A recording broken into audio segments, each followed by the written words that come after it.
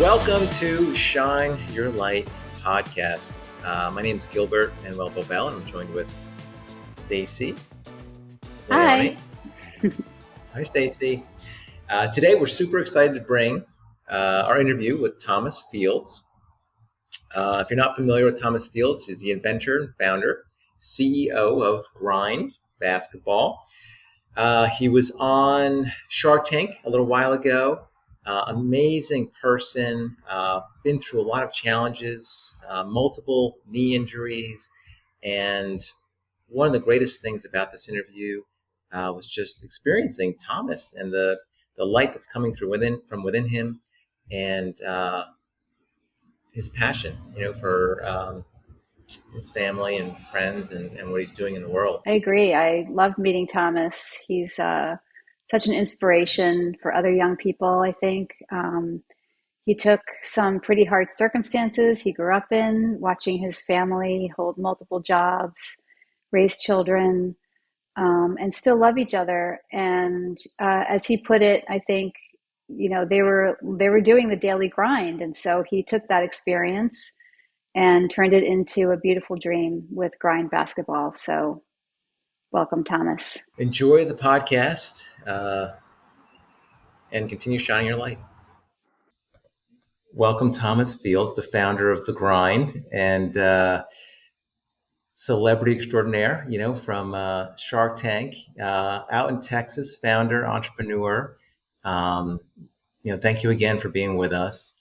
And yeah, we're looking forward to learning so much, about um, not only the company, but Thomas Fields, who you are, how you've overcome different things in your life, what brought you to the manifestation of the grind that is an extension of you. So to begin, if you're comfortable, I'd love to just learn a little about you. Like, where did you grow up, and different things that took place, in your childhood, that really kind of stayed with you and helped you kind of intertwine where you are today. Yeah, I mean, first, first and foremost, I'm a husband and I'm a father of a 1 year old, 1.5 year old Jeremiah. So that's first and foremost. I grew up in Houston, Texas, in the inner city, kind of right in the city, um, and yeah, there's an area called the Heights. Highly gentrified kind of neighborhood. It was predominantly Hispanic, and yeah, my we grew up in a. I guess I was born in my grandmother's house, and my parents got a house in the Heights, and kind of grew up for the most part the majority of my childhood there in a small house, and yeah, it was really great. I mean, my father was a music producer in the city, so he produced five albums. For the most part, he worked with Swisha House, SPM, Little Flip, a lot of Houston rappers and artists that are well known. So yeah, I mean, he transformed our one of the rooms in our house into a studio, and yeah, we had a home studio at the house. My mom, she worked in the medical field, so she was waking up 4 or 5 o'clock in the morning to go to work. So I was able to witness kind of this dynamic of like entrepreneurship and then like early morning, work ethic. And I was young. I mean, but I remember waking up at 4:30 and waving at my mom, telling her bye when it was dark Oh, outside, and kind of being scared, like, wow, why is she leaving so late or early? Oh, what a good kid, Thomas. Ah, no. But I just kind of vaguely remember those kind of memories. I also remember guys coming in and walking through the house, and my dad closing the door and music blasting because they were recording the album. And I remember, you know, the and I'd be playing my video game in my room and being a kid, and mom would come home and cook, and I'd go outside and play basketball. So I was like, I was just being a kid, but I was observing kind of what my parents were doing, and I know I also remember I always wanted to be with my dad in the studio. We called it the jam room, and I would sometimes fall asleep to the beat where whenever you're creating a song, you have to constantly play it over and over and over to perfect it. And that's one thing that I kind of took from my childhood was you have to kind of the repetition of working on whatever you're creating. You have to just beat on it like constantly, like to the point where it's almost numbing. The Where it sort of becomes repetition. part of your system, sounds Yeah, like. it's just almost a part of your Is body. that how basketball was for you? Did you play It, competitive? it yeah, it became that. So I kind of took those things that I learned from my parents, and as I started playing basketball more seriously, I started playing at about 7 years old. Um, and yeah, just I remember trying to learn how to dribble between my legs, and that work ethic and the repetition that my dad would do with the music. I was just like, well, like, I just got to get it down. I just got to keep trying, and I finally got it. But that was kind of the start of me playing basketball, and I grew really fast, and I was kind of one of the taller kids early on, so I was pretty good. Um, and then I played in middle school, did really well. Always played a year up or whatever, and ended up going to the high school down the street, and I made varsity freshman year. I was ranked top 100 kids in the city. I Well, made my way. Thomas, Yeah, I made my way up to top 30 or top 25 or something like that, and did you play the uh, two guard? I played two and then one, a little bit of the one, but I'm only 5'10", so I stopped growing in high school. Um, and yeah, I mean, in high school, I was taking that work ethic that I've learned and I kind of learned over the years, and um, you know, yeah, just took it into basketball. It's So awesome. It's yeah, awesome. You know, that's, do you mind if I ask you real quick, if we go back to like the growing up, and your mom's doing her grind, right? Your dad's doing his grind. There's music playing, and when you said the beat, like you go to sleep with the beat. One of the things that I feel is there's like a vibrational energy, like a rhythm to life, and mm, there's a rhythm to your growing up, and there's a rhythm to what your environment is, and it's like this magical flow that it sounds like you aligned with, like this mhm. rhythm of just like flowing with the beat, going with the flow of the music and your work ethic, and then you brought that flow into basketball, where you developed the love for the sport. It sounds like at age 7, and then that rhythm was there, and that rhythm of like, okay, I'm gonna take the dribbling, and I'm gonna have this musical relationship, this beat, um, inside, like an internal rhythm. Yeah, Um, wow, it's so beautiful. absolutely. Yeah, no, I definitely felt like I picked up on the work ethic and the buzz that was just happening in the house, and yeah, it was really cool. And even though my family, we didn't have a lot of money, um, we were my parents were always able to make sure that I had food on our table, and I didn't really have to worry as a kid. Right? It was I had a normal kid life, but as I got older, I realized I was like, oh wow, yeah, we're struggling, right? But I think as a kid, they really created this environment for me that where I was able to kind of grow, right? So yeah, that was really special. Did you have siblings, or do you have siblings? Yeah, I do. I have two younger brothers, so we're a family of five, so three boys and mom and dad. So yeah, did have siblings. They didn't play sports. They didn't gravitate to sports, but they are definitely very creative, very talented kids. So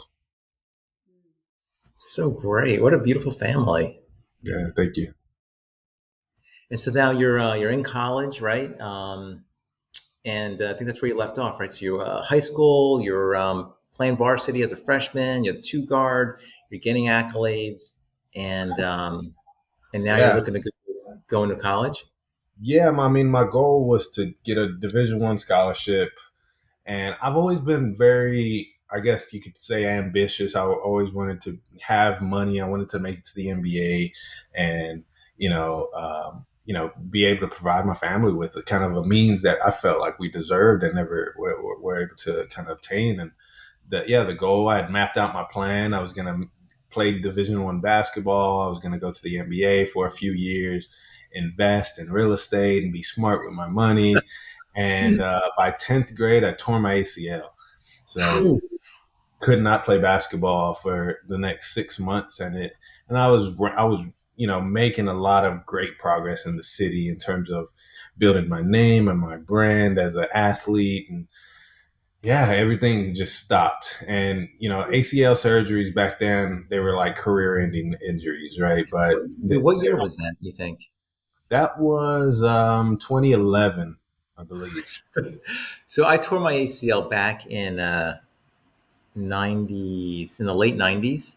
Okay. 1890s? Just It's kidding. probably like, yeah, the 1700s.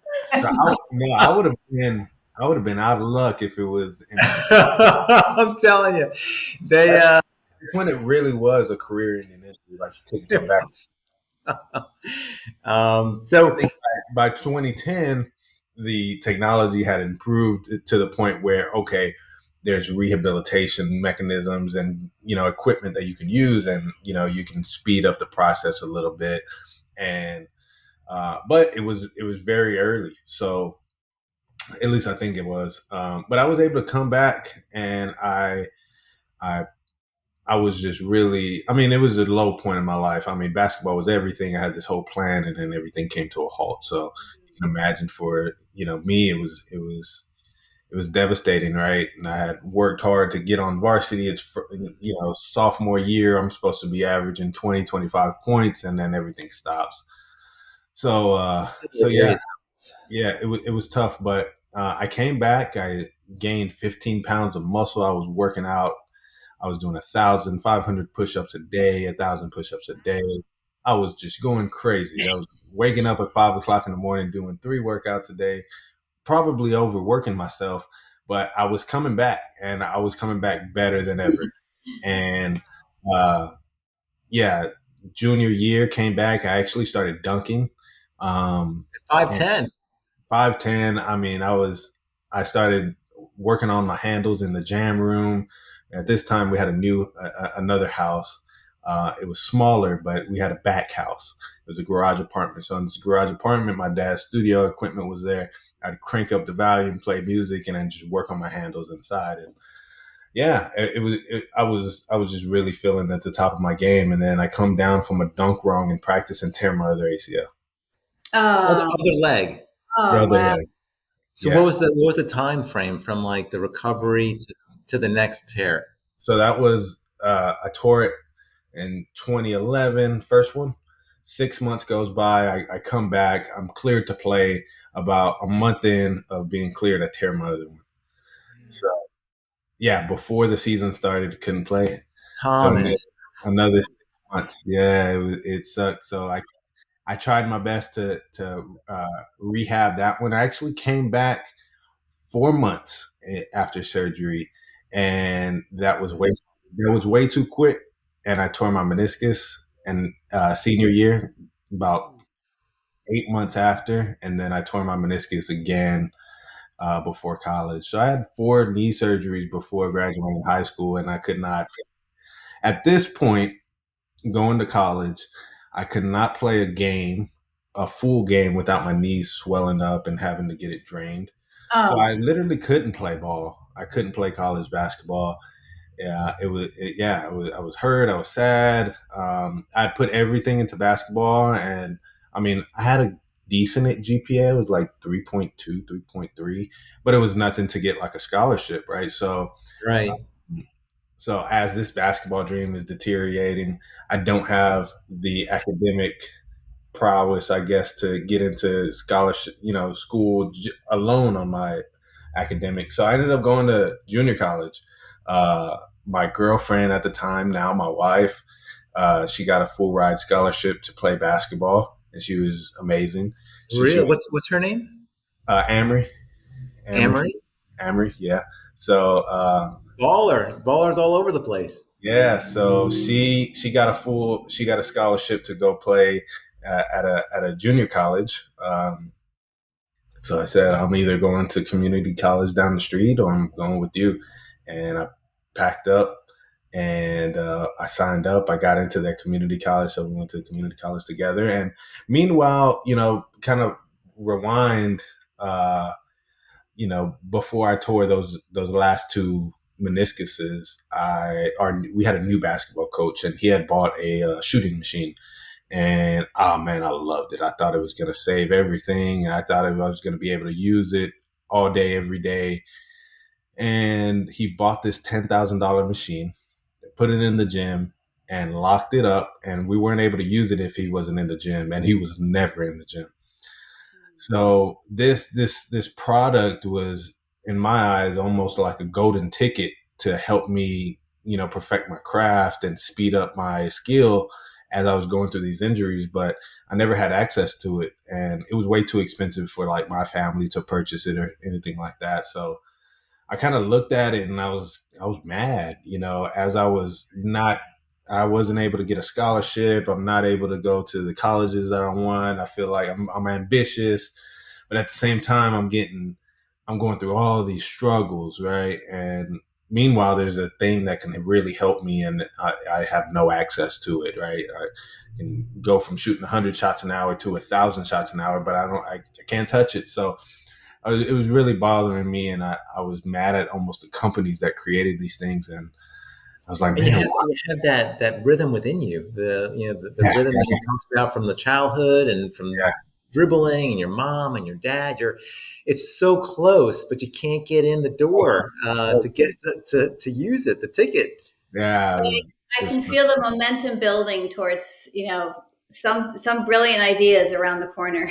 yeah, right. Sometimes And it helps to like anger sort of makes a little crack, right? Like oh a little, man, right? I mean, and it was kind of that crack that it was all I needed, right? That little crack where I mean, I had all this pent up momentum and energy and passion, and I was just really ready to like be great and accomplish my goals and help my family. And I, everything seemed like so close, but not close enough. And I was like, you know what? Like, I didn't get into nobody's gonna help me but myself, right? And yeah, I just committed to really creating a company that focused on kids like me, where if a company were to really design and create sports equipment that's accessible and game changing and can change their lives, then I'm going to create that company. So that's kind of how Grind was born. And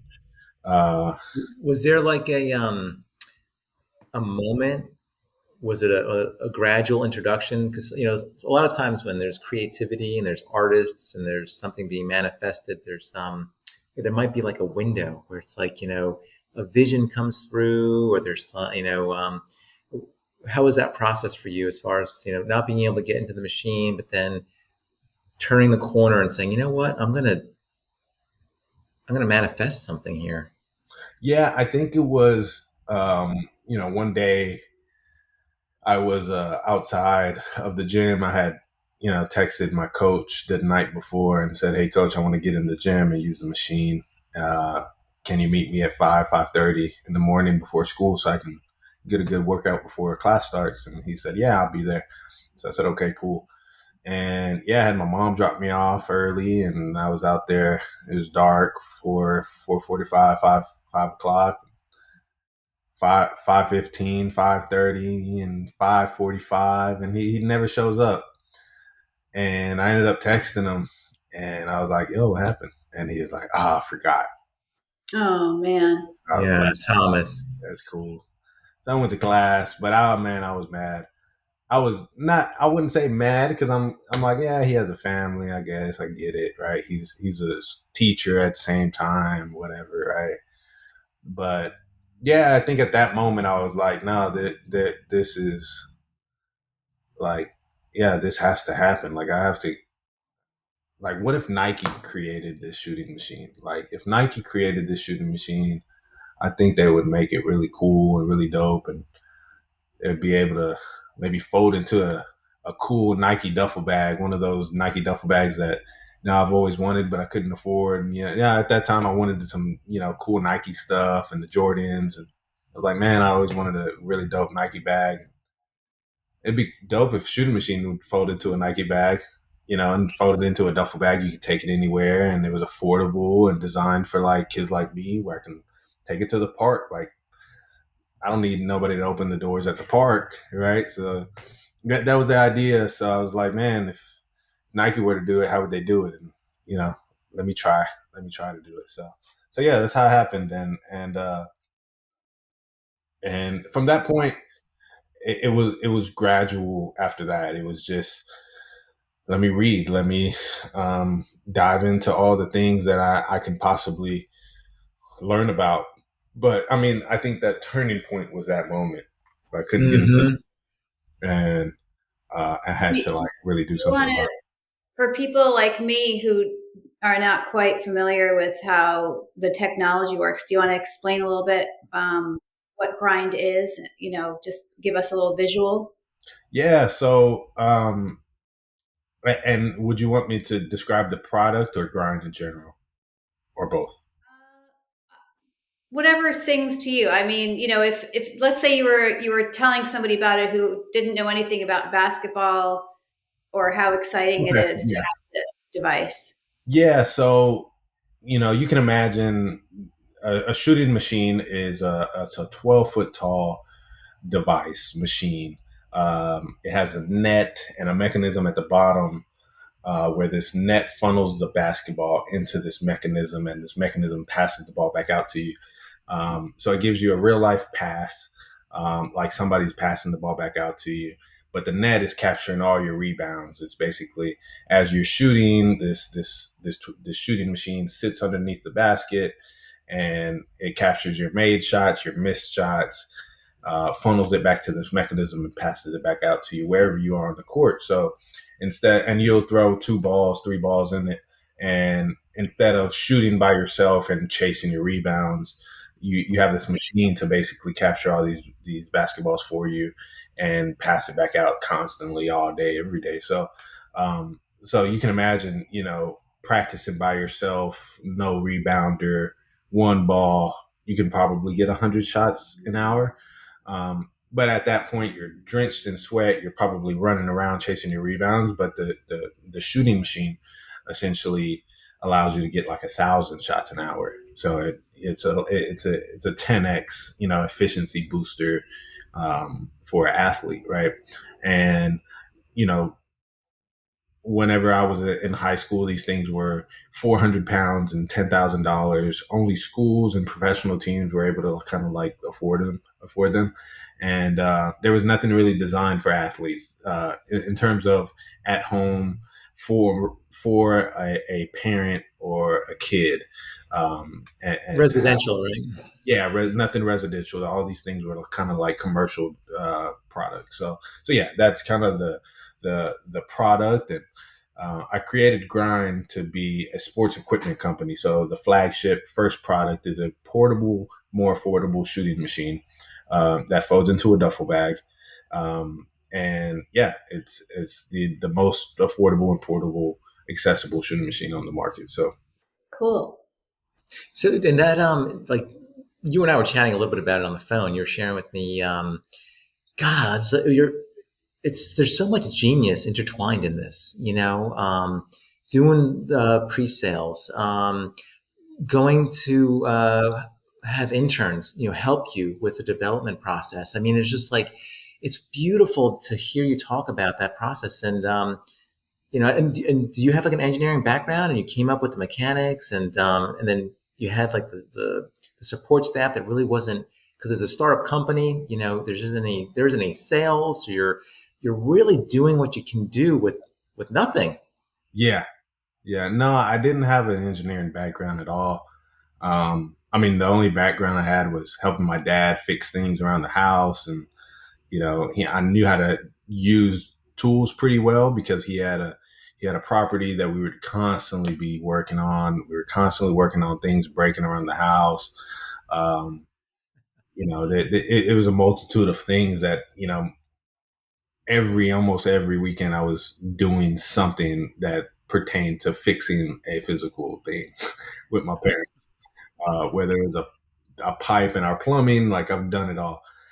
So I knew how to use tools really well, but I wasn't a formal taught engineer. Um, so, so yeah, I mean, when I went to community college, Frank Phillips Junior College in Amarillo, Texas, um, I really just started.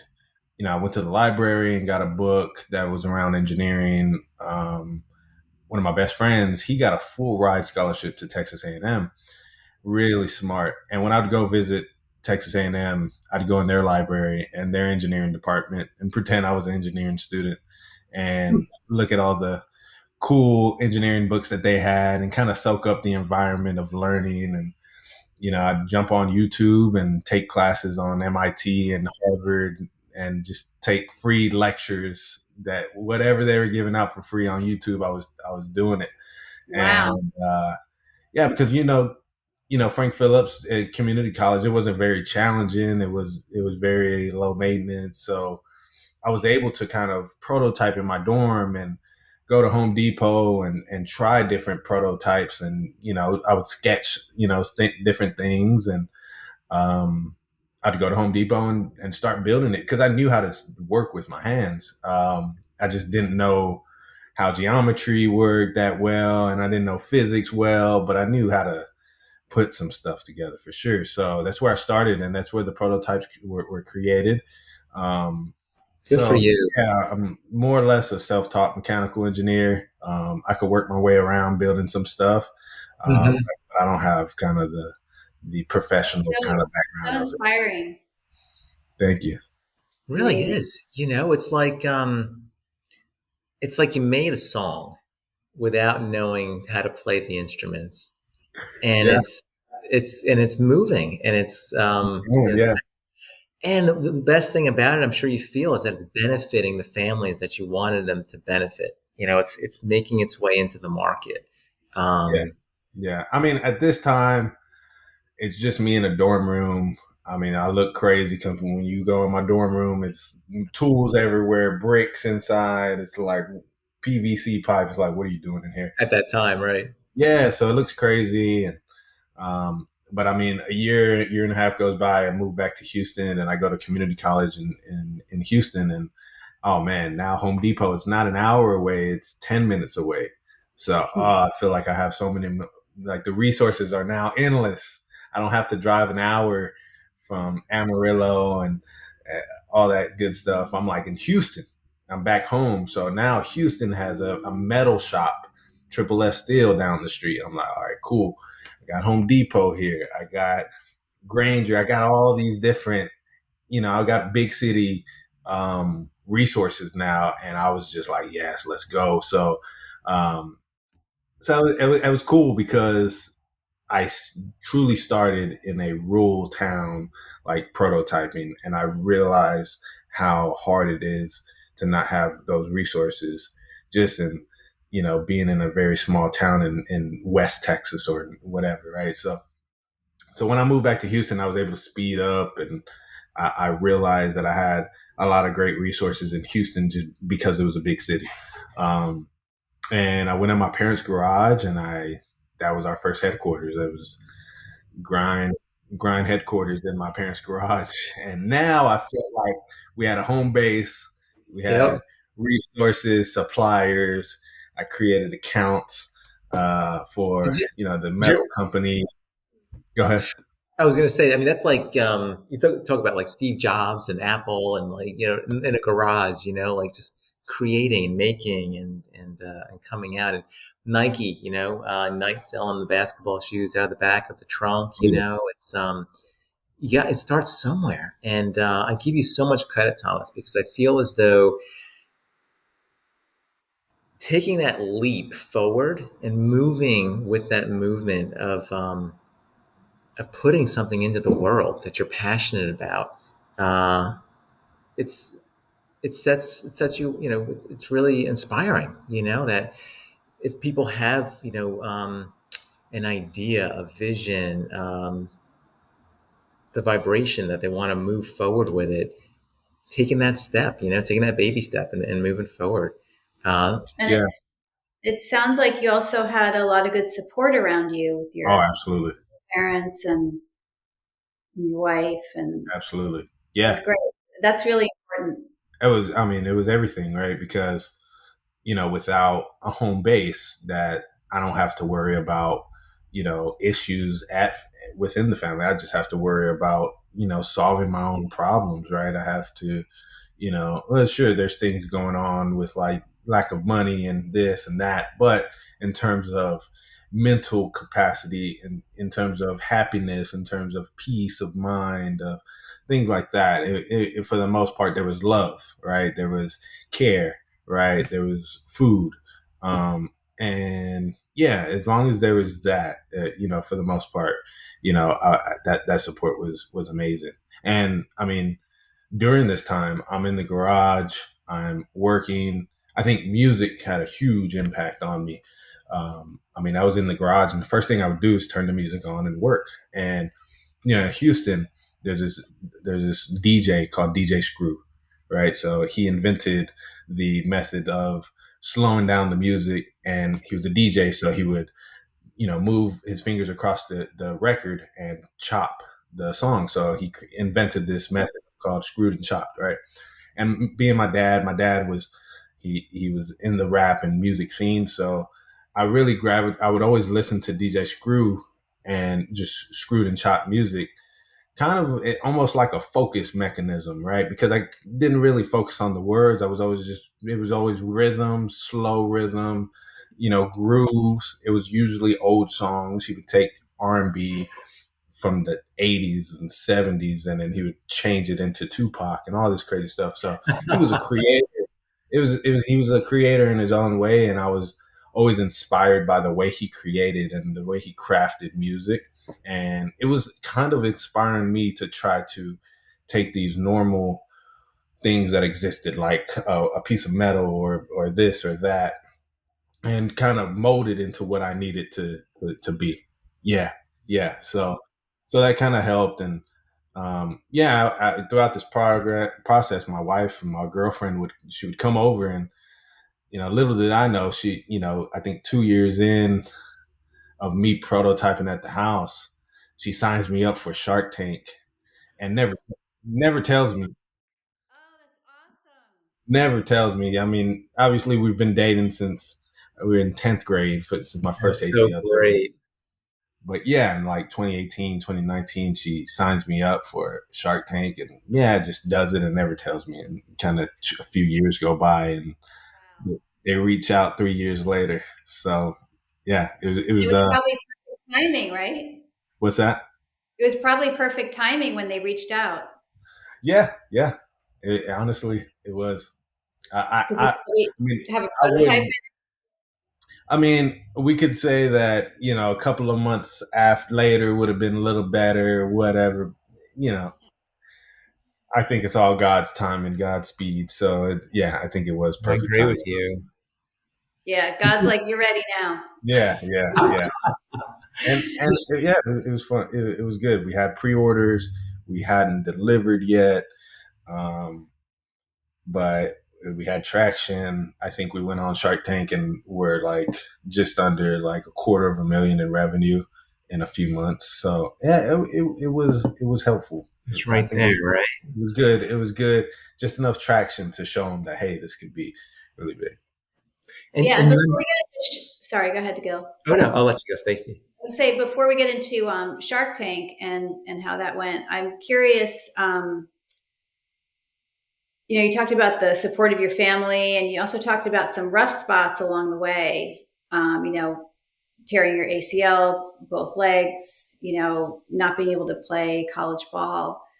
And I wonder, for people listening, like what really carried you through those really rough times? Because, obviously something amazing was born out of that. And I'm just curious, how how bad did it get, and what kind of helped you through that period?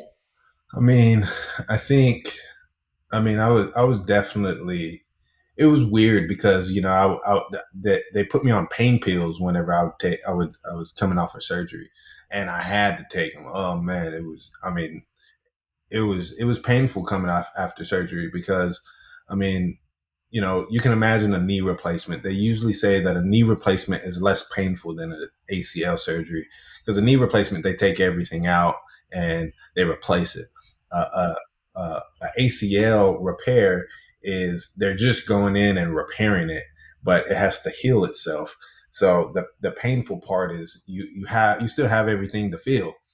Um, Mm. and yeah, I have pictures of like how the knee looked. I mean, 23 stitches, staples down my knee. And yeah, I mean, it was weird because, taking those pain pills every 3, 4 hours. I mean, the pain was excruciating. I mean, I couldn't walk. Um, and yeah, I mean, when you're on those pain pills, you're in a just different state, right? It's a different mind frame. Mm-hmm. Um, and all I could think about is trying to reach my goal and play basketball and play D1, and I'm laying down. I can't move. It's really, it just really sucked. And do the pain pills like mess with your mood and kind of screw up your whole day? I definitely think so. I mean, it definitely was out of the norm in terms of, I could say maybe depression or whatever that, it was definitely like a dark moment, because, those pills just jack with your mental, right? You're not a normal state. So yeah, it was definitely like a depressing time, a dark time. Um, but my family was always there. I mean, they were always there supporting me and, trying to help in any way possible. But at the end of the day, I had to go through the pain of recovery. And I think what carried me through was just, like, I remember I'd do push-ups with like one leg. Yeah, just like let one leg hang and just do push-ups, and kind of that pain of like working out kind of helped it maybe offset, the other pain. I don't know, but it was just I kind of just put that energy and that pain into creating grind, and it didn't go away immediately, but as I was building grind, it would kind of constantly take my mind and that energy into something else. Wow. But I definitely feel like I didn't have a choice. I know, Gil, you said at some point it's it's inspiring that I was able to just create something. But I kind of always felt like I never had a choice. Like if I didn't, I'd be dirt poor, and like none of my dreams would come true. And so I almost felt like it was a necessity. Like I didn't really have a choice. And yeah, I've always felt like that. I always felt like if I didn't do something, I was never gonna work at Twitter, or I wasn't gonna work at Instagram. I wasn't gonna have a high paying job. My family, we all everybody I can think of just works, normal, blue collar jobs. So, I was definitely gonna be going down, a normal path that, probably nowadays pays too little, and doesn't meet, doesn't allow me to make ends meet. So, um, so yeah, Wow. yeah, Hearing you talk about the Bottom in order to really pull yourself up. I mean, it sounds amazing. It sounds like sort of that friction that's, we need sometimes to kind of get the momentum going. yeah. I think, I mean, it was almost a blessing in disguise of being able to, start grind and tear my ACLs. It was almost, meant to be, because he kind of created the story of like this athlete turned entrepreneur turned engineer. And, the ACLs, I wouldn't have stopped playing basketball if it wasn't for the ACLs. I would have continued, right? Yeah. Lord knows what I'd be doing if I continued. Maybe I would have played college ball and not made it to the NBA and been, doing something I wouldn't want to be doing, right? So I think, yeah, it's all in the Kind of falls into place. yeah, it falls into You place. know, I'm not sure how you feel about like a divine plan, you know, where things Mhm. kind of it's like the timing, the flow, the peaks and the valleys. Um, you know, when you talk about the medication, the injury, the swelling, the pain, it's like a perfect storm. And a lot of times, some spiritual teachers talk about if there's order, everything's kind of like stays the same. Mm. When disorder gets introduced, it's an opportunity to rise above, Mhm. um, and to go deep within and to move forward and to kind of transcend those challenges. And like you said, you're taking that energy, the frustration, the rhythm that you have as a child, and uh, and putting it into the grind and making this music, making this beautiful art. You know, um, and you Yeah, did. You I know, think, that's and I the inspiration. absolutely, and I think it's continued to happen even after we launched the company. You know, I kind of am looking back now and started 2024. We launched in 2020, um, but I mean, we launched in March 1st, and COVID hit, and 2 weeks later. Oh man. Godly, right? Like, what the heck? I mean, yeah, our manufacturer shut down. Couldn't talk to nobody. I mean, um, we thankfully we started manufacturing in the United States, so we could visit our manufacturers. But all of the suppliers were running out of stuff or shutting down.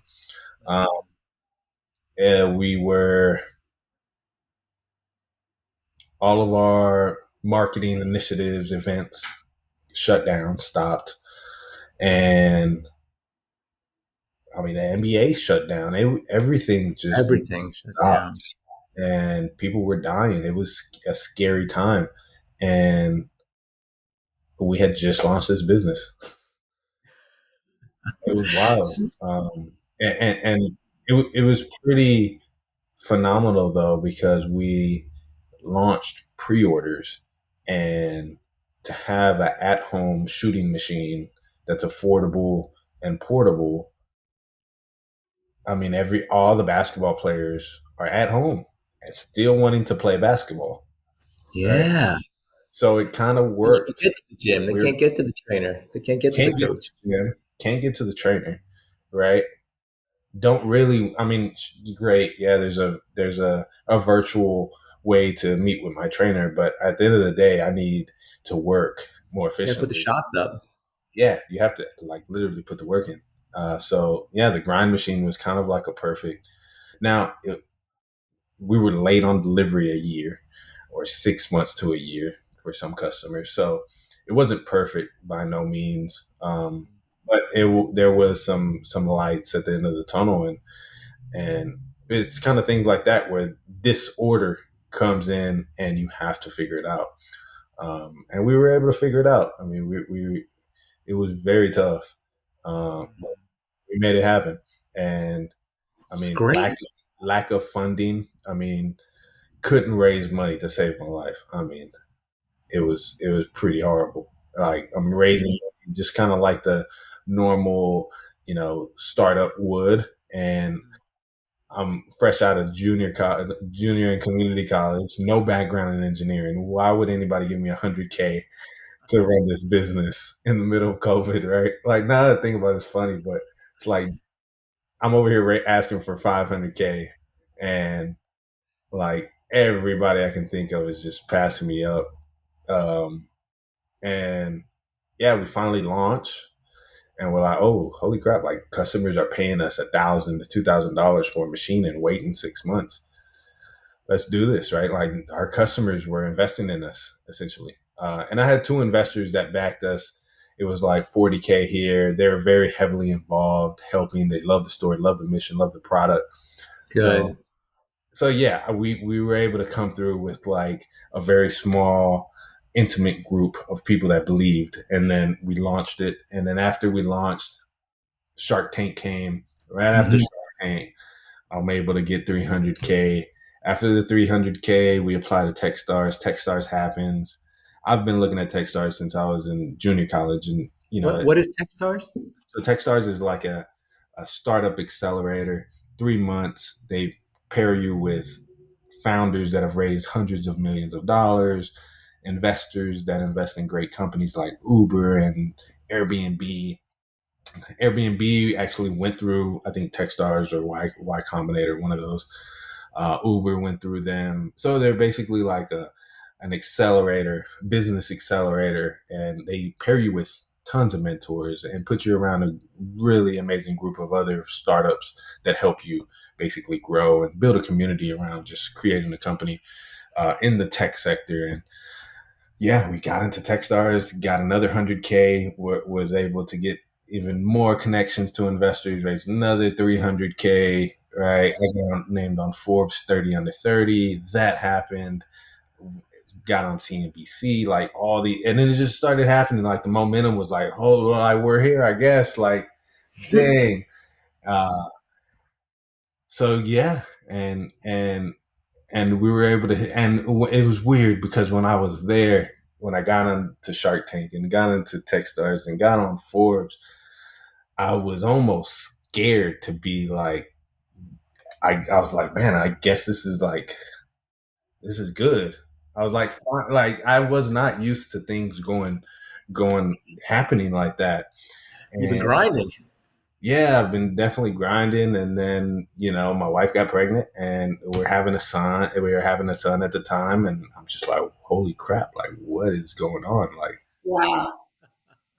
That's amazing. I love that story. I mean, it's like you stepped into the path, you did the grind, and then it sort of just took off, it's yeah, it started happening. It started happening, and I wish I was able to like take more advantage of it, um, because I think like I was definitely so stuck in the grind mindset. I was even when things were going well, I was still in the grind mindset, and I wasn't able to like really pull myself out fast enough and take advantages of all the opportunities. I definitely did a lot of things that I needed to do, and I don't think I made mistakes, but I don't think I definitely look back at it and I'm like, man, like maybe I could have like maximized some opportunities a little more. But now I know next time. I know now when that next momentum shift comes, I know kind of how to react, and yeah. it's I just love that, Thomas. learning. It's all life, right? So, Huge but yeah, learning that experience. it kind of happened, and now the last 2 years, from 2022 to 2023, our main focus has just been staying in inventory. So, I mean, we're constantly running out of inventory, and when we're out of inventory, it hurts our conversion rates. So in order to grow, we just need to stay in inventory, and yeah, if we do that this year and accomplish that, we'll be profitable, we'll be doing well, we'll be growing to where we need to grow, and we'll have finally money in the bank, and we'll have a budget, and we'll be able to buy cool stuff and get cool stuff and grow the company to be where it needs to be even further. And I'm excited. It's still very, very hard, and there's issues pretty much everywhere, but they're I think we have a good handle on things. So So is it turning a profit at this point? no, it's not yet. I mean, I guess yeah, it depends on how you look at it, and I've learned that from the CPA. But I guess we are profitable, but after salaries and stuff like that, we're not. Um, Mm-hmm. but yeah, Be able to make a living. That's amazing. we're able to make a living, and we're growing. And I think this year we will be profitable, a nice healthy profit. So yeah. Good for you. Are you still connected with Mark Cuban? Yeah, we speak to his team for the most part, but yeah, I mean, he has a good 5 people on his team. Barbara has a good 1, 2 people on her team, so they have a lot of businesses that they chat with and stuff like that. So But yeah, we were able to get some great things out of those relationships. Some support there. Hmm. Good for you. So impressive. It really is, and the fact that you can see the expansion, staying in inventory is the number one challenge, and that speaks to the product, speaks to the demand, and um, you're just going to keep on growing and expanding. And when when you talked about you just kind of didn't see any other way, you just kind of kept on moving forward. Hmm. The way I see it is you were always exactly right where you needed to be. Like every step is like right here, right now. Um, you know, Growing up with your parents, every little nugget, every little note is in you. Hmm. It's all within you, and you're just continuing to unfold. Yeah, Um, yeah. No, I think that's you're spot on. Yeah, and now I'm trying to kind of replicate that for my son. Right, I'm just trying to think about his future and how you know perfect situations don't always breed greatness. Sometimes it's that uncertainty that you need. And it's hard to build. So I'm not trying to overthink, but and he's one now, I think, right? Or how was he? yeah, 1.5. 1.5. Oh, look at those days, Stacy. The 1 year old.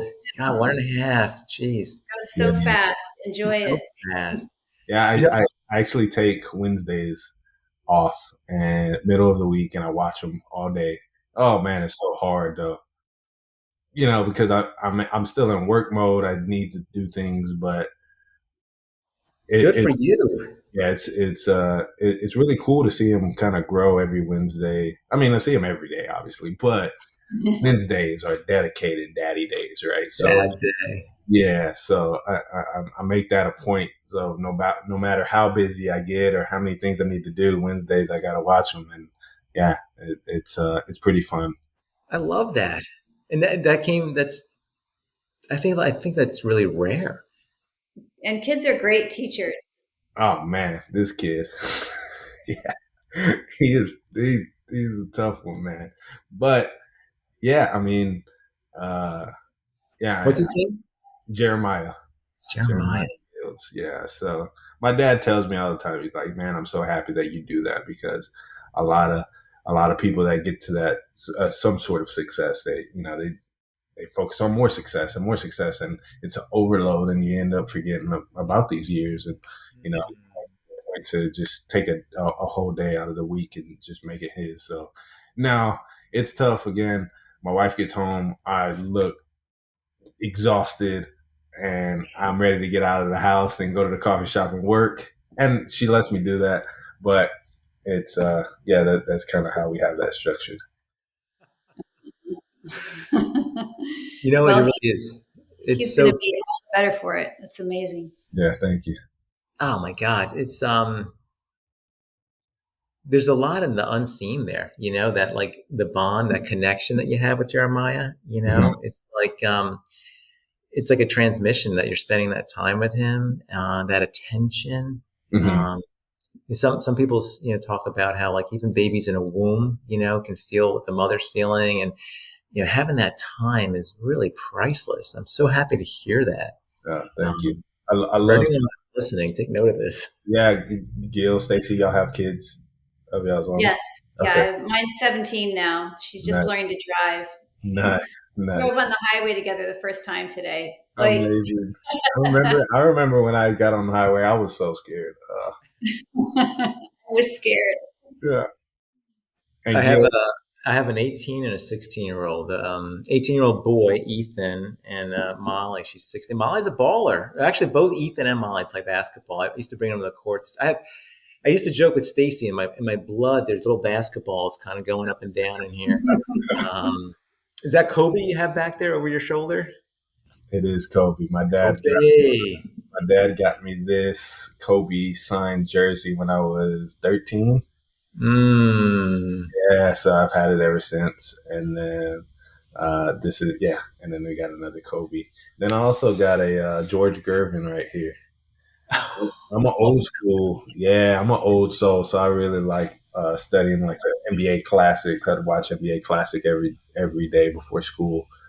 Like Wilt Did you Chamberlain and all those guys. So. did you watch Nice. the Dream Team or the Oh yeah, phenomenal, right? And then the Michael Jordan series. I think Stacey, you watched that, right? The Michael Jordan series. I did. Yes. Fabulous. yeah. I love that old 90s and 80s, 70s, 60s. I'd study Magic Johnson and go to middle. I was in middle school at the time, and I'd go to school and just try Magic Johnson moves, right?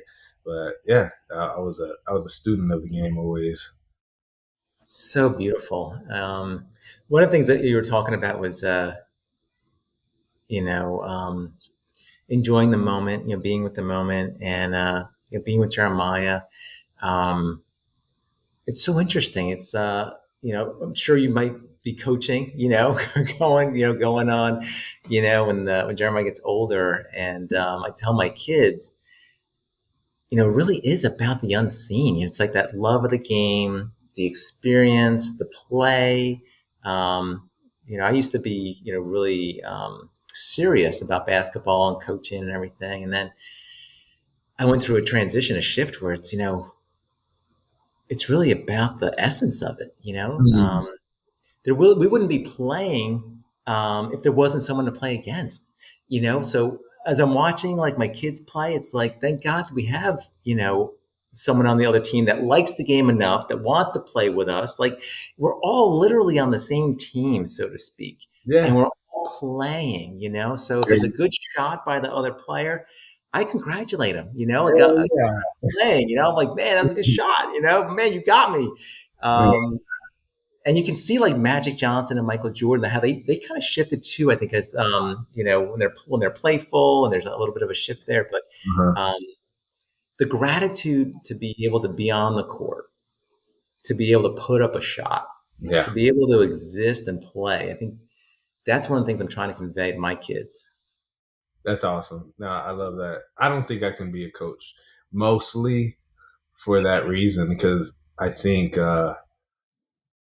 I love it whenever a kid on the other team does a great shot. Like it's like, oh man, a great shot. Man, look Yeah, out for 9. yeah. But no, I've always been a very introverted person, and I just love working out by yourself and working on the craft and training. And I remember when I was 12 years old in the middle school locker room, I was putting on these football pads, and I was like, man, how come we don't have like the cool, nice pads? And I was like, man, it'd be cool if I created some like cool sports equipment like this that was Mm. designed well, but and I was like 12, and I just kind of put it on. I was like, whatever, let's go play. But it kind of followed me like, and as I think about me as a player, yeah, I had 20-point games. I scored 40 in the middle school, but like whenever I was on varsity, I had a couple of 20-point games, but I wasn't averaging 30. I wasn't averaging 20. I was hitting maybe 10, 15 points. Yeah, I was a solid player, but I really loved working out and training and trying to be the best. And I think that kind of shows in grind where I'm creating those pieces of equipment to help kids train and get into that mindset of like loving the game. So And are you branching out beyond the original product? we are, yeah. So we recently launched jump ropes and basketballs. So that's kind of our first step into sports others training equipment. Um, so yeah, And that really speaks to you, right? So that's like it's all an extension of Thomas Fields. Your the love for the game of basketball, the grind, and one of the things that you're sharing with us is how exercise, fitness, doing the push-ups, with one leg, like you really light up when it comes to just just push fitness and yourself. yeah. Yeah, So like, expanding into helping the players, the kids. Like one thing I'll tell you, I was the same way with my daughter. doing the training wasn't something that I looked forward to, like the running and the push-ups and like, the weight training. Um, but you have that love and you have that energy coming out of you. Mm-hmm. And it looks like it's going to be, moving into the grind company. Yeah, absolutely. That's the next steps for us. So I'm excited about that. I'm excited for you. Thank you. Yeah. Thank you. No. Wow. We could talk to you for hours. I feel like, first of all, not only all the things you've done, but you're such a likable person. Right? Like, got the smile, right? The old soul with the love of the family and the parents, and Mm-hmm. you're yeah, you're an inspiration. I appreciate it. Thank you guys. No, you guys are great too, man.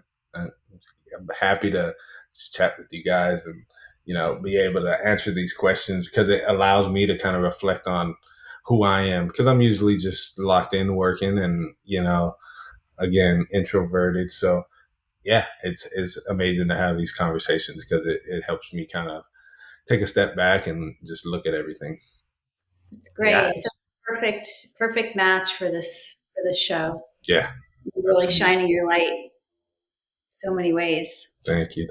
Absolutely. And then offline, I know I talked to you on the phone a couple of times that I'm looking to start up a basketball company. It's been about 5 years in the making, so I'll call you about it. And if you have any advice or anything, I'd love to chat with you about it. Yeah, no, I'd love to, help in any way. That'd be amazing. Stacy, do you have any lingering questions that we didn't touch on, or?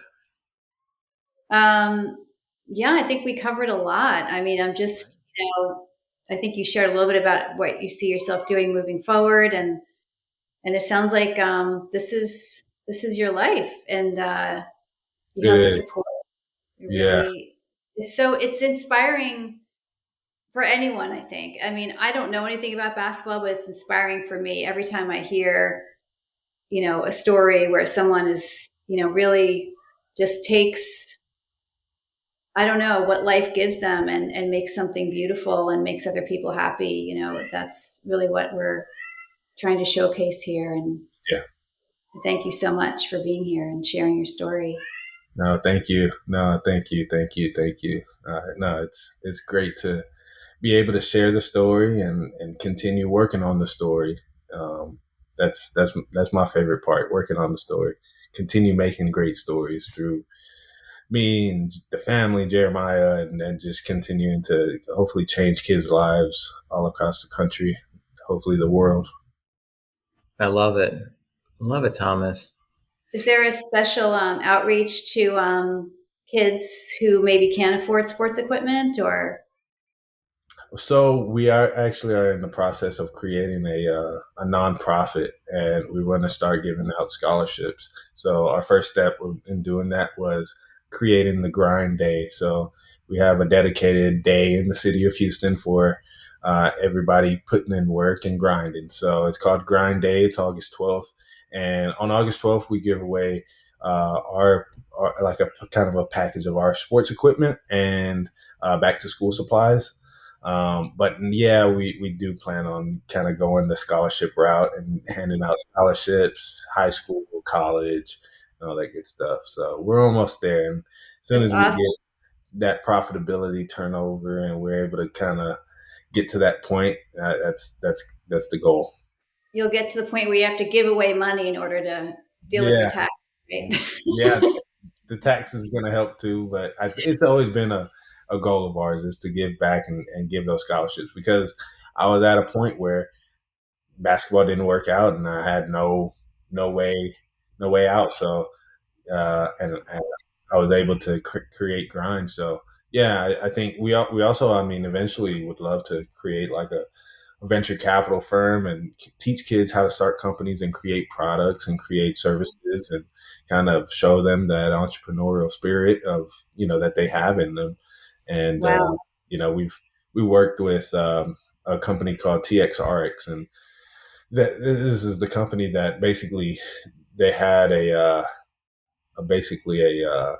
was a warehouse of like 50 3D printers, laser cutters, plasma cutters, welding machines, and you pay $50 a month and you got access to all of it. And Wow.